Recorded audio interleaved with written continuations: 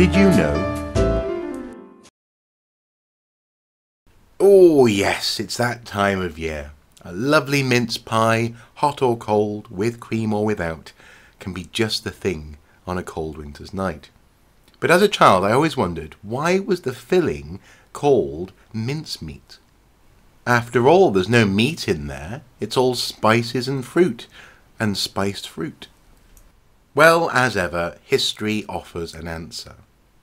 Mince pies have their origin during the medieval Crusades, when many Europeans went to the Middle East and, while killing people, experienced a new cuisine. Here there was an array of spices and food combinations which many simply hadn't tasted before.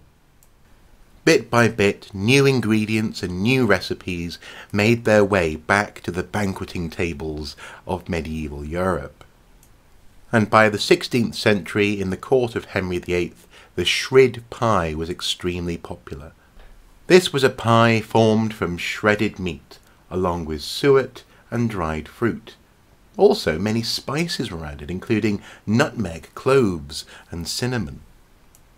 Over the years, the recipe became more standardized, and the standard meat to use was mutton or an old sheep.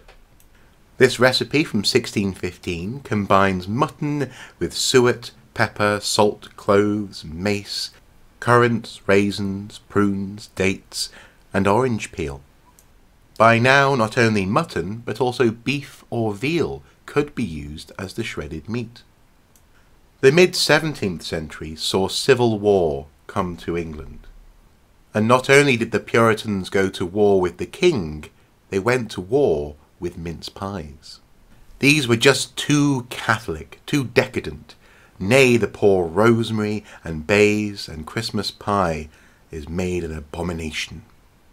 Thankfully, though, the tradition survived the Puritans, and by the Victorian era there was a revival of Christmas, the Christmas we tend to think of today.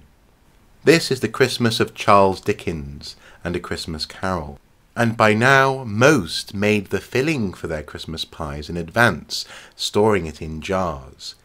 Though some stuck to tradition, meat for many was no longer included in the recipe, although suet still was. So there you go, it's called mincemeat because it used to contain shredded or minced meat. I wish someone had told me when I was a child. Then I could have eaten my mince pies with far less of a quandary weighing upon my mind. Now, we mustn't forget those who don't like mince pies. Some people, for example, much prefer the Yule log, and maybe next year I'll do a video about that. But for now, from everyone at Archae Soup Towers, have a very Merry Christmas.